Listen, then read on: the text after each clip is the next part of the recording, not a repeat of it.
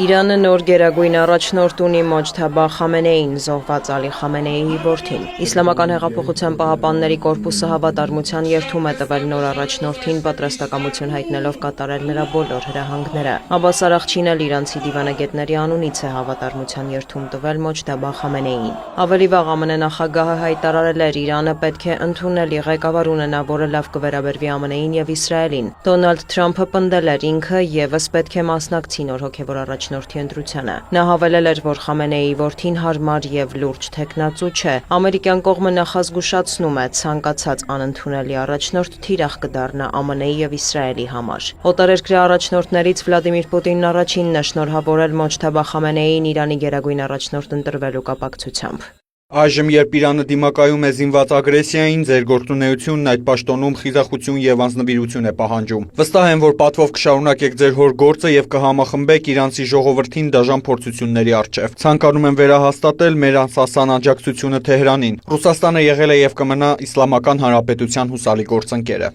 Շնորհավորական ուղերձ է հղել Ադրբեջանի նախագահը Իլհամ Ալիևը հույս է հայտնել, որ կողմերը համատեղ ջանքեր կգործադրեն զարգացնելու միջպետական կապերը, հիմնված փոխադարձ հարգանքի եւ վստահության վրա։ Նա խաղաղություն եւ բարգավաճում է մաղթել բարեկամ Իրանի ժողովրդին։ Զուգահեռ Իսրայելի վարչապետը կրկին հեղափոխության կոչով դիմել է Իրանի ժողովրդին։ Իսրայելը ձգտում է ազատագրել Իրանը բռնապետության լծից։ Իրանցի ժողովուրդը պետք է ոտքի կանգնի եւ վերջ դնի իշխող ռեժիմին։ Ես հավատում եմ, որ եթե դուք ոտքի կանգնեք հիմա, կմոտենա օրը, երբ Իսրայելը եւ Իրանը կրկին կդառնան քաջարի ընկերներ։ Նեթանյահուն նաեւ նախազգուշացրել է, որ Իրանի համար անակնկալներ ունեն։ Մինչ այդ ռազմական գործողությունները շարունակվում են, Իսրայելը հարվածել է Իրանում տարբեր օբյեկտների, պայթյուններ են որոտացել Թեհրանում։ Լրջորեն վնասվել է Սպահանի միջուկային օբյեկտը, ըստ իրանական կողմի հանրապետությունում զոհվել է 1200-ից ավելի խաղաղ բնակիչ, ավելի քան 10,000 մարդ վիրավորվել է։ Տեղեկություններ կան, որ Բանդար Աբբաս նավահանգստում նավթատար նավեր են այրվում։ Իրանն էլ հարվածել է Թել Ավիվին, Հայֆայի նավթավերամշակման գործարանին, կան ավերածություններ եւ վիրավորներ։ Նշվում է, որ Իսլամական Հանրապետությունը գերծանր հրթիռներ է կիրառել։ Կրկին թիրախում են հայտնվել Արաբական Միացյալ Էմիրությունները, Կատարը, Իրաքը, Քուվեյթը։ Լրատվամիջոցները հայտնում են, որ հարվածներ են հասցվել այդ թվում քաղաքացիական օբյեկտների։ Բահրեյնում նավթային բազա է խոցվել, տեղեկություններ կան երկրում 30-ից ավելի տուժածի մասին։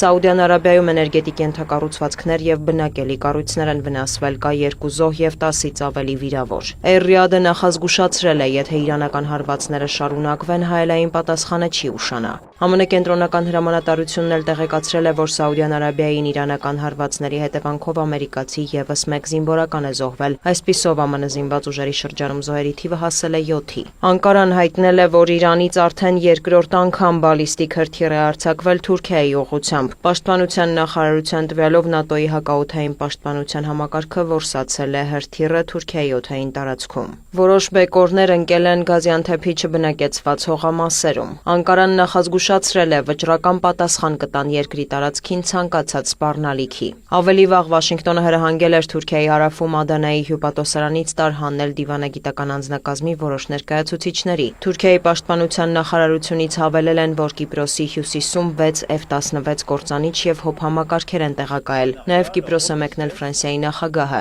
Էմանուել Մակրոնը եւս հայտնել է կղզում պաշտպանական ուժեր տեղակայելու մասին։ Նյու Դելիից էլ հայտնել են, որ Մերձավոր Արևելքում ռազմական գործողությունների հետևանքով զոհվել է Հնդկաստանի 2 քաղաքացի։ Նրանք աշխատել են առևտրային նավերի վրա։ Եվս մեկ նավաստի անհետ կորած է համարվում։ Այս ֆոնին Կատարի վարչապետը հայտարարել է, որ իրանական հարվածները դավաճանության խոր զգացում են առաջացրել երկրում։ Նրա խոսքով այս պատերազմից առաջ Դոհան բազմիցս հայտարարել է, որ չի մասնակցելու հարևանների դեմ որևէ հարձակման կամ պատերազմի եւ ցանկացել է տեսնել խաղաղ տարածաշրջան։ Օդային եւ ցամաքային գործողություններ են Լիբանանում։ Իսրայելի հարվածների հետևանքով Բեյրութի կենտրոնում հյուրանոց է վնասվել, կան զոհեր եւ վիրավորներ։ Հարված է հասցվել Լիբանանում ռուսական մշակույթի կենտրոնին, տուժածների մասին տեղեկություններ չկան։ Human Rights Watch-ի տվյալով Իսրայելը սպիտակ ֆոսֆորով հրետանային ռազմամթերք է կիրառել Լիբանանի հարավում բնակելի տարածքների դեմ։ Իրավապաշտպան կազմակերպությունն անօրինական եւ մտահոգիչ է որակել այդ քայլը։ Լիբանանի նախագահ Ջոզեֆ Աունը հայտարարել է, որ երկրի իշխանությունը պատրաստ է վերսկսել բանակցությունները Իսրայելի հետ նպաստելու դեէսկալացիային։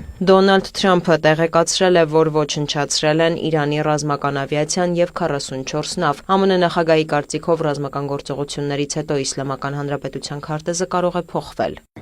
Պատերազմը դադարեցնելու որոշումը կկայացնի կայացնենք հաշվի առնելով Իսրայելի դիրքորոշումը։ Եթե ես եւ Նեթանյահուն չմիջամտեինք, Իրանը կոչնչացներ Իսրայելը եւ դրա շուրջ ամեն ինչ։ Երբ Միացյալ Նահանգները դադարեցնի հարվածները, Իսրայելը կարիք չի ունենա շարունակելու ռազմական գործողությունները։ Իսկ հիմա դեռ կանգ չենք առնում, համոզված եմ, ներկա զարգացումները որոշ ժամանակ կշարունակվեն։ Սպիտակ տնից հայտարարել են, որ Թրամփը դեռ չի բացառում Իրանում ցամաքային գործողության հավանականությունը, սակայն այս պահին Վաշինգտոնը նման մտադրություն չունի։ Վաշինգտոնից նաև հավատացնում են, որ չեն ցանկանում հակամարտությանը ներգրավել քրդական ուժերի։ Սպիտակ տան հատուկ բանագնաց Սթիվ Ուիտկոֆն էլ անդրադարձել է Թեհրանից հնչող հայտարարություններին, որ Ռուսաստանն աջակցում է Իսլամական Հանրապետությանը։ Ուիտկոֆի խոսքով ինքը դիմել է Մոսկվային եւ ասել, որ դադարեցնեն հետախուզական տվյալների տրամադրումը։ Ամերիկյան կողմը նաև չի շտապում վերսկսել բանակցությունները, նույն տրամադրվածությունն ունեն Թեհրանում։ Իրանը չի կարծում, որ եկել է ռազմական գործողությունների դադարեցման պայմանները քննարկելու ժամանակը։ Մենք դեռ չենք հասել այդ կետին։ Առողջին հավելել է, որ նույնպես շատ անակնկալներ ունեն Միացյալ Նահանգների եւ Իսրայելի համար։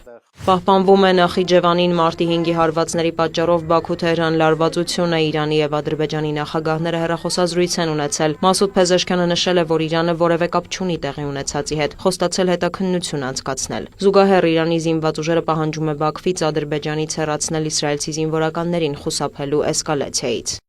Մենք որևէ խնդիր չունենք Ադրբեջանի հետ, բայց եթե Իրանի դեմ դավադրություն բացահայտվի կամ եթե այնտեղից ինչ-որ բան թռչի Իրան, մենք միջոցներ կձեռնարկենք։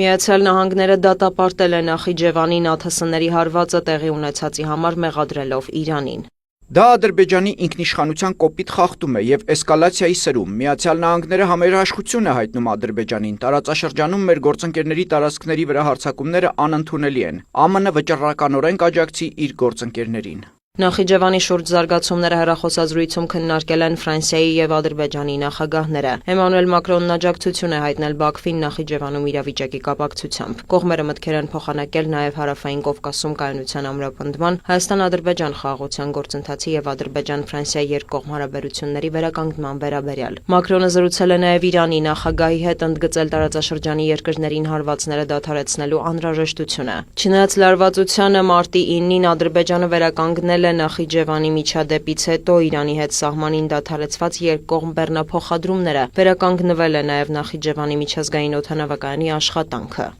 Դիանա Գասպարյան, լուրեր։